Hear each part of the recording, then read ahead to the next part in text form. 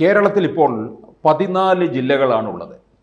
ഇത് ജനസംഖ്യ വർധനവ് ഉണ്ടാകുക, അതുപോലെ തന്നെ ജനങ്ങളുടെ ആവശ്യം കൂടിക്കൂടി വരിക, ഇതൊക്കെ വരുന്ന അവസരത്തിൽ ഈ ജില്ലകളുടെ എണ്ണവും കൂട്ടേണ്ടി വരും.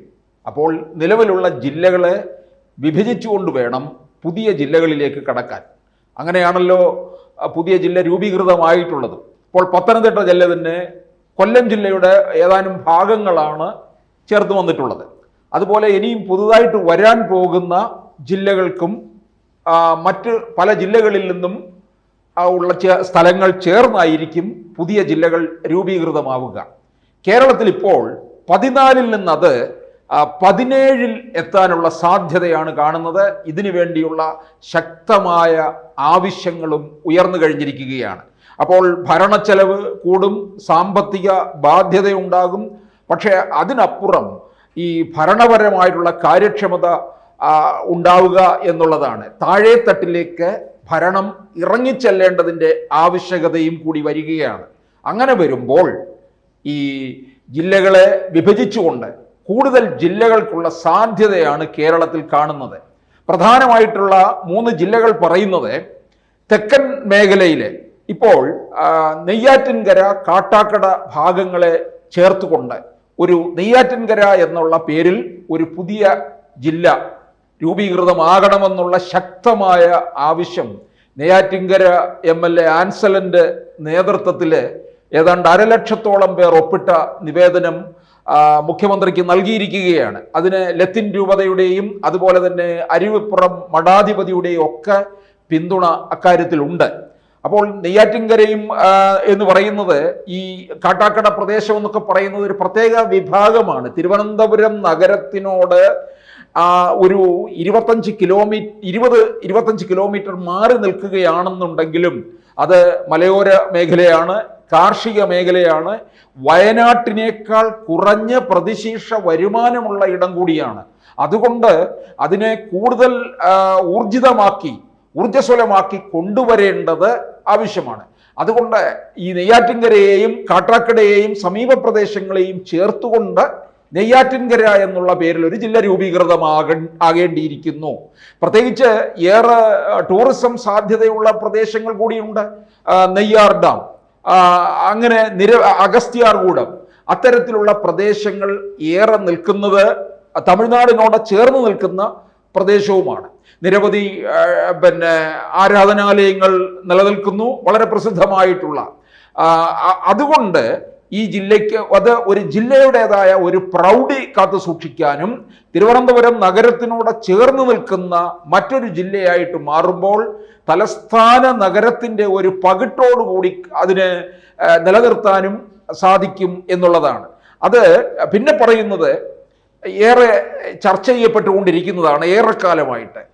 ഇന്ന ജില്ല ആവശ്യമാണ് എന്നുള്ളത്. ഈ നെയ്യാറ്റിൻകരയുടെ ആവശ്യം വളരെ മുന്നേ ഉയർന്നിട്ടുണ്ടെങ്കിലും അത് പൊതുമധ്യത്തിൽ വേണ്ട തരത്തിൽ ഫലിക്കാതെ പോയി. ഇപ്പോൾ ഈ നിലമ്പൂർ ഉപതെരഞ്ഞെടുപ്പ് സമയത്ത് പോലും ചർച്ച ചെയ്യുന്ന ഒരു വിഷയമുണ്ട്. ഈ മലപ്പുറം ജില്ലയെ വിഭജിച്ചുകൊണ്ട് തിരൂർ ആസ്ഥാനമാക്കിക്കൊണ്ടൊരു ജില്ല വേണം. തിരൂർ തുഞ്ചൻ പറമ്പാണ്, തുഞ്ചൻ്റെ ജന്മസ്ഥലമാണത്. അപ്പോൾ മലപ്പുറത്തെ 1969 രൂപീകൃതമായിട്ടുള്ളതാണ് ഈ മലപ്പുറം ജില്ല. 1969 ജൂൺ 18-നാണ്. അത് 7 താലൂക്കും 12 നഗരസഭയുമാണ് ഈ മലപ്പുറം ജില്ലയിലുള്ളത്. ഏതാണ്ട് 2011 സെൻസസ് പ്രകാരം 41 ലക്ഷം ആണ് അവിടുത്തെ ജനസംഖ്യ. അപ്പോൾ സാധാരണ ചില സംസ്ഥാനത്തെ ജനസംഖ്യയുടെ കണക്ക് പോലും അടുത്തു വരുന്നതാണ് ഈ മലപ്പുറത്തുള്ളത്. മലപ്പുറത്തിന് വിഭജിക്കണം എന്നുള്ളത് ആവശ്യം വളരെ നാളുകൾക്ക് മുമ്പ് തന്നെ ശക്തമായിട്ടുള്ളതാണ്. പക്ഷെ മലപ്പുറം ജില്ലയെ വിഭജിക്കണമെന്ന് പറയുമ്പോൾ അതിനകത്ത് പലപ്പോഴും ഈ മുസ്ലിം ലീഗിൻ്റെ ആവശ്യം മാത്രമാണ് ഉയർന്നിട്ടുള്ളത്. മുസ്ലിം ജനതയാണ് അവിടെ കൂടുതൽ എന്നുള്ളത് നമുക്ക് വ്യക്തമായിട്ട് അറിയാം. അതുകൊണ്ട് മാറി വരുന്ന ഏത് ഭരണവും ഈ മുസ്ലിം ലീഗിൻ്റെ ആവശ്യം പരിഗണിച്ചു കൊടുക്കുന്നതിന് മുമ്പായിട്ട് 2 വട്ടം ആലോചിക്കും. കാരണം അത് ഒരു മുസ്ലിം പ്രീണനം എന്നുള്ള രീതിയിൽ അതിനെ മാറ്റി ചിന്തിക്കാൻ ഇടയുണ്ട് എന്ന് പറഞ്ഞതുകൊണ്ടും അതിനെ അതവിടെ മാറ്റിവെക്കാറുണ്ട്. പക്ഷേ ഈ 7 താലൂക്കും 12 നഗരസഭയുമുള്ള അവിടുത്തെ ജനസംഖ്യ 41 ലക്ഷത്തിന് മുകളിലായിട്ടുണ്ട്. അപ്പോൾ തീർച്ചയായിട്ടും ഈ തിരൂർ, പൊന്നാനി പ്രദേശങ്ങളും എല്ലാം കൂടി ചേർത്തുകൊണ്ട് അവിടെ ഒരു ജില്ല രൂപീകൃതം ആകേണ്ടത് അനിവാര്യമായിട്ടാണ് പറയുന്നത്. പിന്നെ പറയുന്നത് ഇത് ഇടുക്കി ജില്ലയാണ്. ഇടുക്കി ജില്ല നമുക്കറിയാം ഒരു മലയോര മേഖല തന്നെയാണ്. അത് 1972 ജനുവരി 26-നാണ് രൂപീകൃതമായത്. 1972 ജനുവരി 26-ന് രൂപീകൃതമായ ഇടുക്കി ജില്ല ഉദ്ഘാടനം ചെയ്തുകൊണ്ട് അന്നത്തെ മുഖ്യമന്ത്രി കരുണാകരൻ പറഞ്ഞത്, ഇനി കേരളത്തിൽ ഒരു ജില്ല ഉണ്ടാകുന്നുണ്ടെങ്കിൽ അത് മൂവാറ്റുപുഴയായിരിക്കും എന്നാണ്. മൂവാറ്റുപുഴ പിന്നെ എറണാകുളം ജില്ലയുടെ കുറച്ചു ഭാഗം കഴിഞ്ഞ് കിടക്കുന്നത് ബോർഡറിൽ നിൽക്കുകയാണ്. അപ്പോൾ ഇതിലെ കുറച്ച് ഭാഗവും തൊടുപുഴ, പൊൻകുന്നം ഈ പ്രദേശങ്ങളും എല്ലാം കൂടി ചേർത്തുകൊണ്ട് മൂവാറ്റുപുഴ എന്നുള്ള പേരിൽ ഒരു ജില്ല രൂപീകരിക്കണമെന്നാണ് പറയുന്നത്. 1982-ലാണ് പത്തനംതിട്ട ജില്ല രൂപീകരിച്ചത്. പത്തനംതിട്ട ജില്ല രൂപീകരിക്കുന്നതിൻ്റെ പ്രധാനപ്പെട്ട കാരണം എന്ന് പറയുന്നത് അവിടുത്തെ സ്വതന്ത്ര MLA ആയ KK നായരിലൂടെയാണ്. KK നായർ അന്ന് ഒരു മന്ത്രിസഭയെ നിലനിർത്തുന്നതിന് ഒരു MLA-യുടെ പിന്തുണ കൂടി ആവശ്യമുണ്ടായിരുന്നു. അങ്ങനെ KK നായർ ആവശ്യപ്പെട്ട പ്രകാരം ഒറ്റ കാര്യമേ മുമ്പോട്ട് വെച്ചുള്ള അദ്ദേഹം, എനിക്ക് പത്തനംതിട്ട ജില്ല വേണം എന്ന് പറഞ്ഞു. അങ്ങനെ പത്തനംതിട്ട ജില്ല കൊടുക്കുകയാണ് ചെയ്തത്. അതുകൊണ്ട് പത്തനംതിട്ട ജില്ലയുടെ ഉപജ്ഞാതാവായിട്ട് തന്നെയാണ് KK നായർ അറിയപ്പെടുന്നത്. അപ്പോൾ ഇത് ഇടുക്കി ജില്ലയെ വിഭജിച്ചു കഴിഞ്ഞാൽ ഇത് മൂവാറ്റുപുഴ എന്നുള്ള പേരിൽ ഒരു ജില്ല രൂപീകൃതമാകുമെന്നുള്ളതാണ്. ആ മൂവാറ്റുപുഴ ഇത് ഇപ്പോൾ തന്നെ ഇടുക്കി ജില്ലയിലുള്ളവർക്ക് അത് ആസ്ഥാനം എന്ന് പറയുന്നത് പൈനാവാണ്. അവിടെ എത്തുക വളരെ വലിയ ജില്ല ആയതുകൊണ്ട് പൈനാവിലെത്തി വേണം അവർക്ക് പല കാര്യങ്ങളും സാധിച്ചു മടങ്ങാൻ.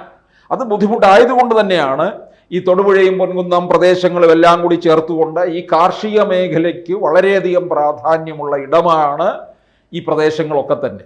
അപ്പോൾ മൂവാറ്റുപുഴ എന്നുള്ള പേരിൽ ഒരു ജില്ല വരിക.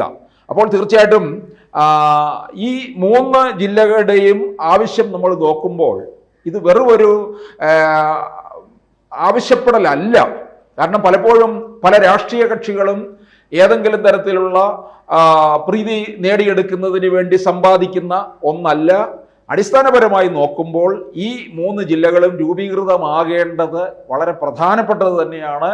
ഒന്ന്, തെക്കൻ മേഖലയായിട്ടുള്ള കേരളത്തിൻ്റെ തെക്കൻ പ്രദേശമായിട്ടുള്ള നെയ്യാറ്റിൻകരയും, 2 മലപ്പുറം ജില്ലയെ വിഭജിച്ചുകൊണ്ട് തിരൂർ എന്നുള്ള പേരിലും, അതുപോലെ തന്നെ 3-മത് ഇടുക്കി ജില്ലയെ വിഭജിച്ചുകൊണ്ട് മൂവാറ്റുപുഴ എന്നുള്ള പേരിലും ഒരു ജില്ല രൂപീകൃതമാകുക. അപ്പോൾ ഇത് നമ്മൾ 14-ൽ നിന്ന് 17 ജില്ലകളിലേക്കായിരിക്കും മാറുക എന്നുള്ളതാണ്.